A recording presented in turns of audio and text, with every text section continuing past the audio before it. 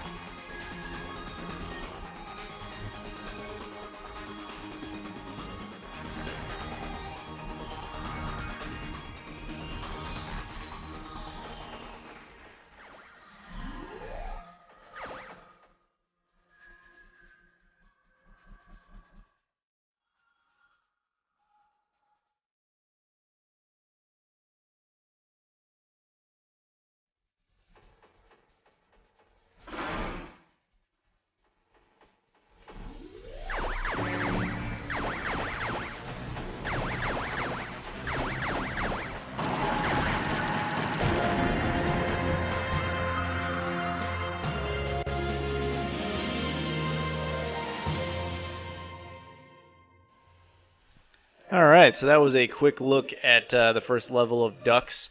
Again, I wish I was better at that game. But from people like me who are not very good at that game, HughCast here decided to re-release DUX as DUX 1.5. You can see the title screen's a little bit different there, different artwork and everything. So this game was released last year. Well, I say last year now, in 2014. Though the game came out in 2013. This was essentially, if you take a look at it, you can see that they made, like, there's a lot of changes that are you know, like minor art and cosmetic fixes, but they also changed a few things that really bothered people. First of all, there were some glitches that they got rid of. They also, and this is the best one in my opinion, changed it so that when you die, you instant respawn in the same location. You don't get, you know, sent back to the beginning of the level. So I don't really know what checkpoints do anymore. But yeah, they also made the game just generally a lot easier, and I appreciate that, you know, for people who are terrible at shmups like I am. So I think DUX 1.5 is actually one of the better independent Dreamcast games out there, and I'm really glad that they put this out there. Now, if you're not aware, this game was originally made for free to anyone who bought DUX. If you proved you had it, they would mail you out like a disc-only copy of it. However, they later decided to also release a copy you can buy. And there's certain versions of Redux that actually come with DUX 1.5. So, yeah, I think DUX 1.5 is really what DUX should have been in the first place, and I'm sure that's exactly why it was made at all.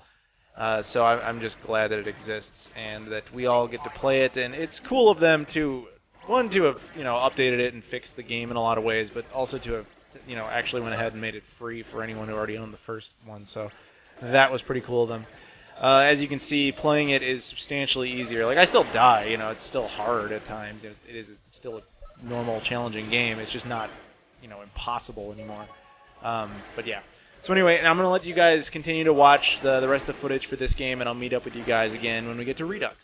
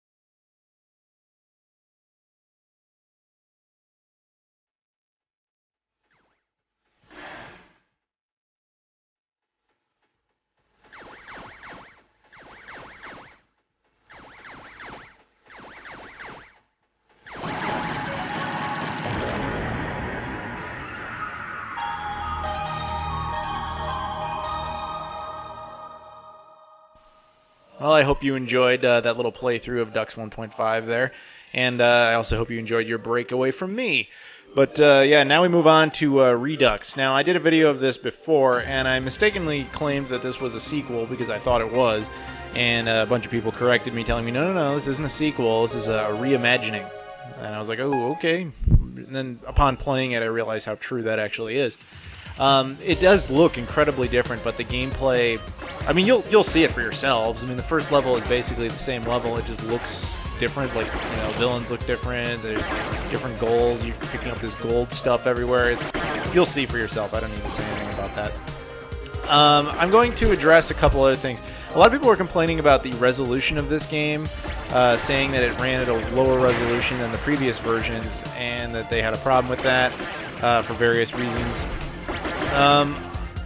Yeah, it'd be nice if it ran at a higher resolution, but I'm not a programmer, and I don't pretend to know how difficult or how easy that could have been for them to accomplish. And personally, I have no problem with it. And maybe it's because I'm running it through a VGA, the VGA adapter for the Dreamcast, and then I'm running that through an HDMI scaler, which is actually how I'm able to record this footage in the first place, and that's why the footage looks so good. So, I don't know. I didn't really take any real issue with it. It would have been nice if it was in a higher resolution, but, you know, it doesn't bother me. I just wanted the good gameplay.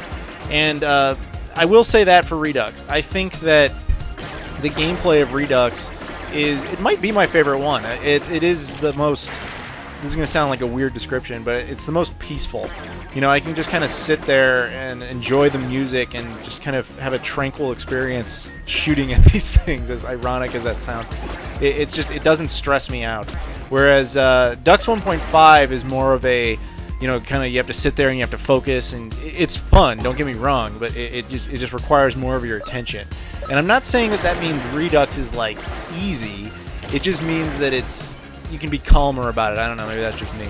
But DUX 1.5 is a lot of fun, but requires focus. And DUX 1.0, I would only say really play that one if you are just really into shmups and you're really good at them, because that game will kick your ass. So, yeah, that's my general assessment of the games. Not that anyone necessarily asks what my opinion is. Yeah, I would actually recommend that if you have a Dreamcast, or if you're thinking about, I don't know why, I don't know why you're watching the video if you don't have a Dreamcast, but you should get one. And if you do, I would actually recommend you pick up the, if you can still find it, the limited edition bundle of Redux, because it comes with this game and it comes with DUX 1.5.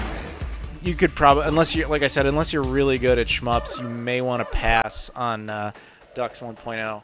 I'm just going to stop talking for a minute, let you guys watch the boss fight, and then I'll see you guys at the end.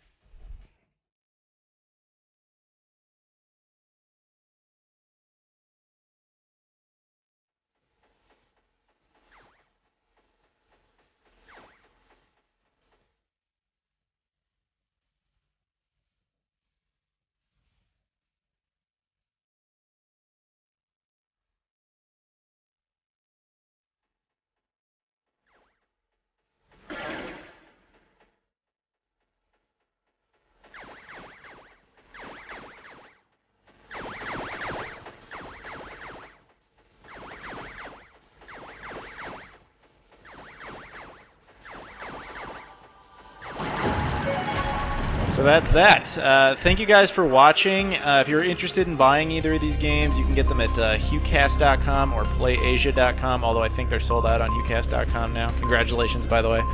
And yeah, so that's it. Thank you guys for watching, and I'll see you all later.